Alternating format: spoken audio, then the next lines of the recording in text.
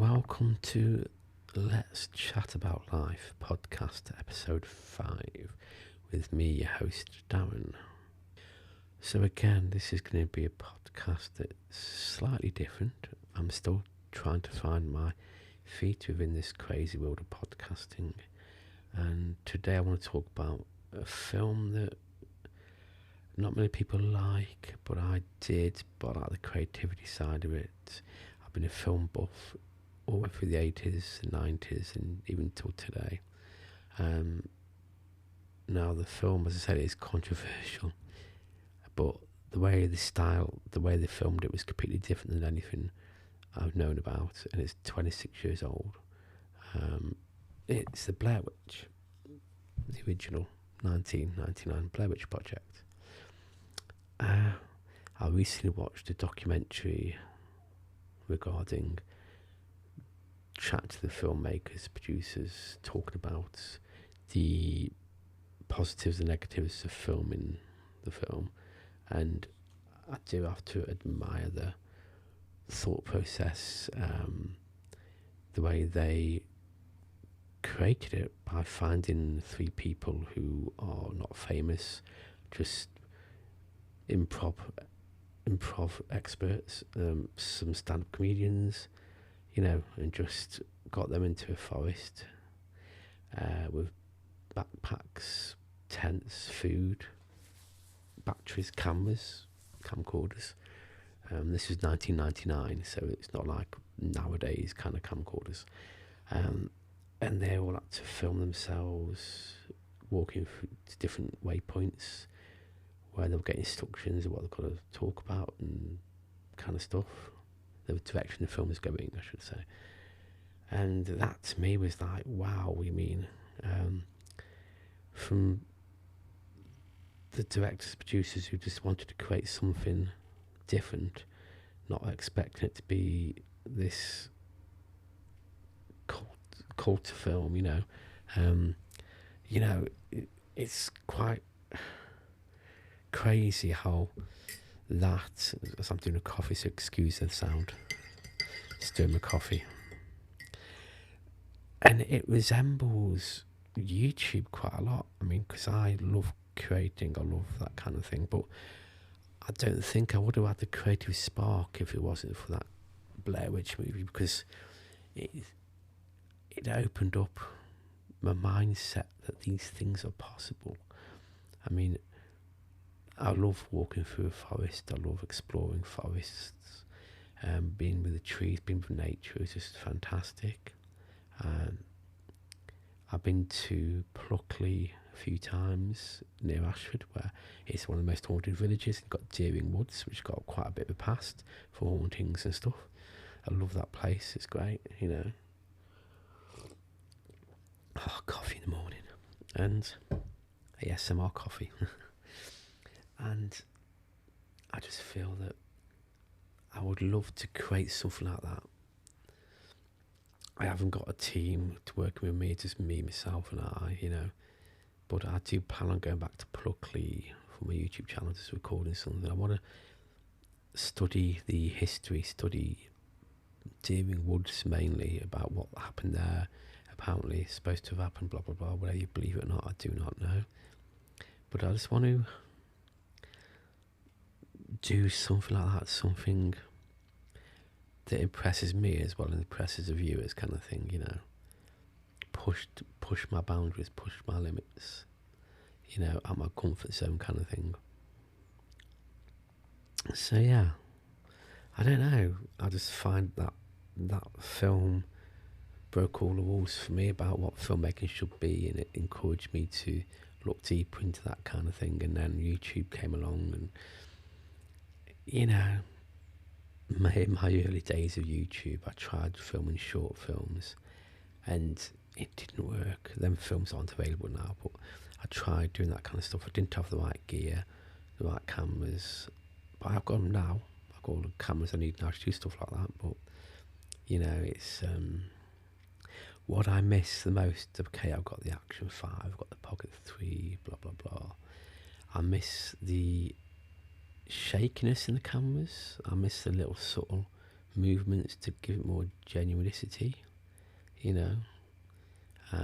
Like the lost footage thing is not like a hell of a shaky thing, you know what I mean? Just that gentle shake that happens when you move the camera, you know. I said I would love to film my own version of the lost film footage. It's just a crazy idea, you know. I suppose a lot of people are like that. That's why they create stuff and that kind of thing. Why do I think the film was hated so much? That's probably because it come out, did successful, and then people started hating it. Maybe because it's a film that shouldn't have really been that successful, but it was. Maybe the public it sparked, like goths and stuff like that, you know, people, and it maybe just irritated people. I do not know. I mean, I watched the film first of all when it was I put on DVD when it came out, and then I watched it at 1 o'clock in the morning, the first time I saw it, and it was like, wow, that's a good time to watch it, really. So yeah, I got the full effect of the scary side of it. But yeah, I don't know. Maybe because the directors and producers generated the story of the Blair Witch before the film come out, so they faked it all to make people believe that this world existed, this myth existed, and people for the first few months of the film believed it, and they were going out trying to find these places. The places did exist, but the history didn't exist. So maybe people hated the film because they were lied to, kind of thing. But I didn't mind that because it's genius. Genius. That's good storytelling, making people believe what you're saying. That's great storytelling. So I don't. It's just one of the things that people are people. There are other films come out after that, like the Blair Witch 2, which was meh, and then the Blair Witch 2016 version, which was good, but it didn't all contain the shaky film footage and that kind of stuff. It was all the cameras as well. All the films which impressed me was Cloverfield, because it mixed in and CGI with shaky footage, which was clever. So I guess I filmed it all normal and then added shakiness after. Area 51. And then you've got the films like Unfriended and Unfriended, Dark Web and Host, which were a bit different. It was like webcam stuff. But those films interested me because it's relatable. Because people use Zoom, people have conversations. That's why, because it's relatable. Not the hard side of it, but because most people then during lockdown used Zoom. So yeah, I think that's why that worked. Still genius and clever. So I do rate Blair Witch high up in my film list category. It is the most creative film I've seen in my life. I know. Hate me all you want, I do not know. Anyway, apart from that, let's talk about this podcast. So I did spend yesterday, which was Tuesday the 27th, trying to record this on the Zoom H1 XLR, but I had a bit issues. I've still got to learn the gadget because I've hardly used it. I've only just got it really, and it's like, no. Every time I tried recording stuff, it just didn't work out properly.